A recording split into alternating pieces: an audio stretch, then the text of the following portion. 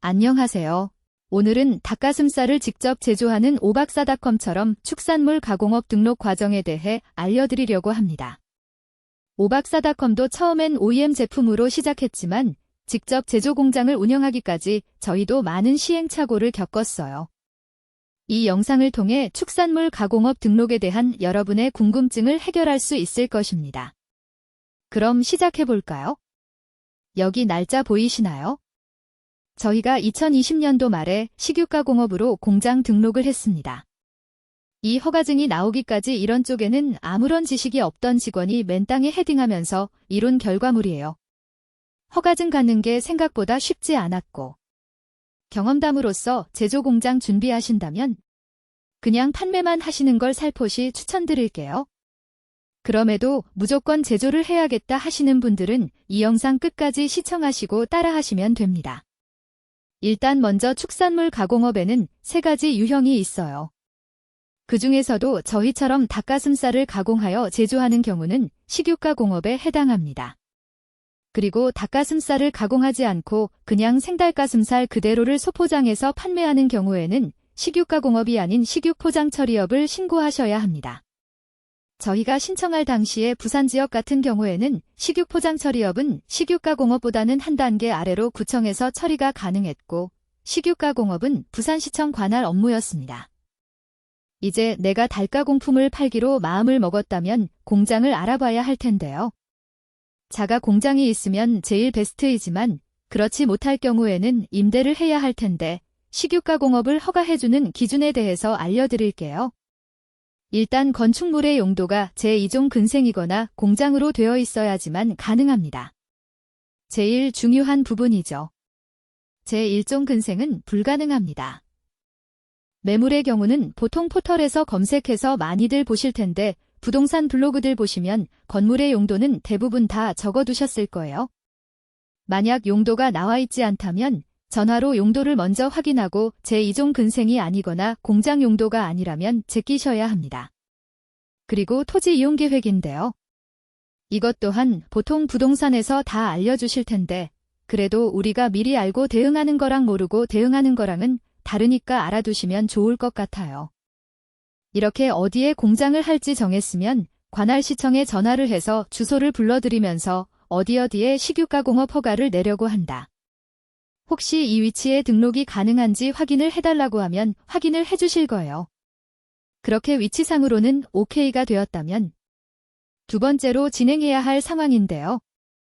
이 축산물 가공업의 시설 기준은 본문에 첨부해 두었으니 더 자세한 내용은 첨부 파일 참고해 주시면 되고요. 간략하게 설명을 드리겠습니다. 일단 공통시설 기준인데 이 부분은 앞에서 공장부지 선정에서 OK가 되었다면 큰 문제가 없는 부분이고 더 디테일한 부분들은 뒤에서 하나하나 설명드리겠습니다. 시설 중에서도 주요 시설인 작업장입니다. 이 부분이 기준이 제일 까다롭습니다. 일단 저희가 허가받았을 때 그렸던 도면인데요. 공장에 방문해서 전체적인 치수를 파악하고 대략적으로 구획을 나누어서 공간을 구성했고 저희는 디귿자 형태의 작업장 형태로 그렸었습니다.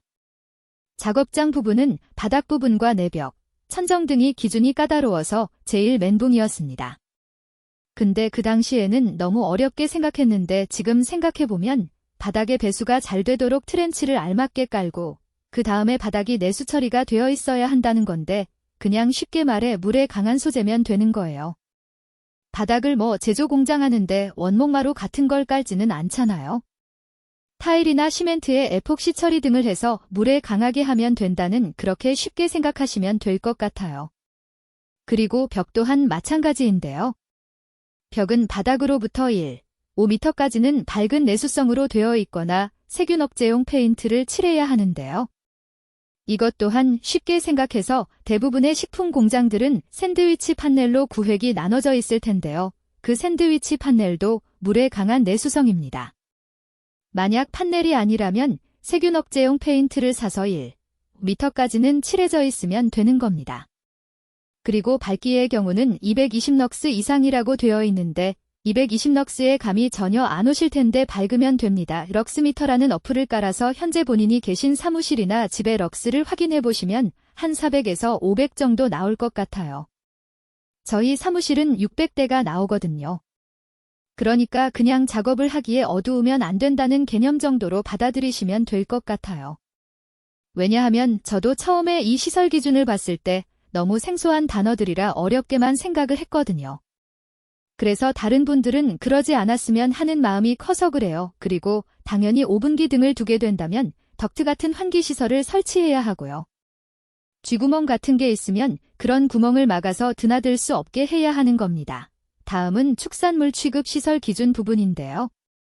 축산물 저희 같은 경우는 닭가슴살이 직접 닿는 조리기구 같은 것은 스테인레스 등으로 씻기 쉽고 소독, 살균이 가능한 조리기구 및 조리대 등을 준비해야 합니다. 그리고 냉장고와 냉동고를 갖추어야 할 텐데요. 식육가공업 등록을 할 정도라면 어느 정도 공장 크기 등이 클 것으로 보고 냉장 냉동을 컨테이너로 짜야 할 텐데 그러면 외부에서 온도 등을 측정할 수 있게 계기판 등을 달아야 합니다. 그리고 적정 온도 유지는 당연히 필수이고요. 그리고 네 번째 항목은 냉장고와 냉동고를 갖추면 문제가 되지 않는 부분인 것 같아요. 급수시설은 일반적으로 지하수를 이용한 수돗물이 사용 가능하면 큰 어려움은 없는 부분입니다. 화장실의 경우도 물청소가 되게끔 내수 처리가 되어 있고 바닥으로부터 5m 정도까지는 방수 페인트 또는 타일을 붙여놓으면 됩니다. 한마디로 오염을 물로 쉽게 청소할 수 있게 되어 있으면 된다는 얘기입니다. 창고의 경우는 식육가공업의 경우는 당연히 냉장, 냉동고가 설치되어 있어야 하기 때문에 그 냉장, 냉동고를 창고로 대신해서 쓸 수 있어요. 도면에 냉장, 냉동고 설치 부분을 창고라고 표기해두면 된답니다. 검사실은 대기업처럼 별도의 시설을 갖추기 어려울 수 있어요. 대부분의 경우 검사는 외부 기관에 위탁하여 진행합니다. 저희도 그랬고요. 위탁 검사 가능한 업체 리스트는 영상 설명란에 첨부해드리겠습니다. 다음으로 개별 시설 기준입니다. 그치만 크게 어려울 게 없습니다. 식육가공업을 하겠다고 준비를 했으면 기본적으로 염지 텀블러 기계, 쿠킹을 하기 위한 오븐기 또는 훈제시설, 제품 포장에 필요한 포장기계 등을 결정하셨을 텐데요. 그런 공정들을 자동화 기계를 이용해서 준비하라는 뜻으로 이해하시면 될 것 같습니다. 그리고 가공실 및 작업장의 온도가 15도 이내로 유지될 수 있게 냉방장치를 해야 합니다. 대부분 식품 공장에는 에어컨보다는 컨테이너 냉장고 등에 들어갈 때 사용하는 유니트 쿨러 같은 걸 설치해요. 이거는 냉장고 설치하실 때 작업장에도 쿨러 설치해야 한다고 해서 같이 준비하시면 됩니다. 여기서 중요한 점은 2024년 12월 1일까지 해썹 인증을 의무적으로 받아야 식육가공업 등록이 가능하다는 것입니다. 저희도 아직 해썹 인증을 받지 않았지만 올해 안에 완료할 계획입니다. 이 부분은 나중에 별도의 영상으로 자세히 다루도록 하겠습니다. 그리고 시설 기준까지 다 되고 나면 이제 서류를 들고 관할 시청으로 찾아가야 하는데요. 서류에 대해서 알아보도록 하겠습니다. 서류 중에는 건강진 단결과서, 질명보건증이 필요하고요. 이건 보건소 또는 병의원에 방문해서 직접 발급을 해야 합니다. 보건소는 꼭 해당 지역의 보건소가 아니어도 가능하더라고요. 사업장 근처 아니어도 집 근처의 보건소에 방문해서 발급하셔도 됩니다. 그리고 두 번째 위생교육 이수증이 있습니다. 이 위생교육 이수증은 축산물 위생교육원에 방문하여 집합교육을 받아야 합니다. 이 부분을 먼저 한번 살펴보고 올게요. 축산물 위생교육원이라는 사이트에 접속하시면 교육에 대해서 나와 있습니다. 신규 영업자는 무조건 집합, 오프라인 교육을 받아야 하고요. 1개월 전부터 신청이 가능합니다. 그런데 중요한 건 1년치 교육 일정이 나와 있는데 생각보다 같은 지역에서 교육이 자주 있지 않아요. 부산의 경우에는 3개월에 한 번씩 교육이 예정되어 있어요.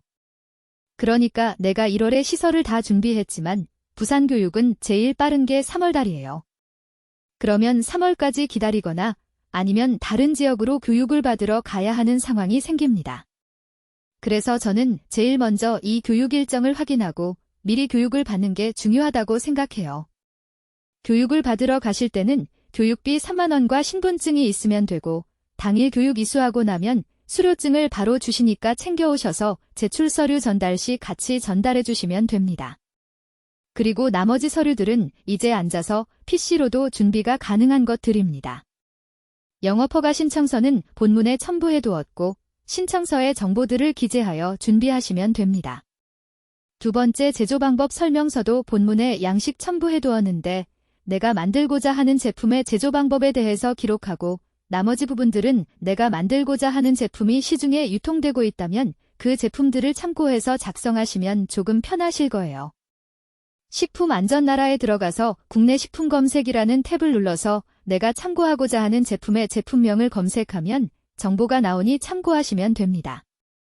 그리고 작업장 평면도는 아까 앞에서 작업장 도면 보여드렸던 것처럼 구획을 나누고 각 공간의 크기 등을 기록한 도면을 준비해 주시면 됩니다.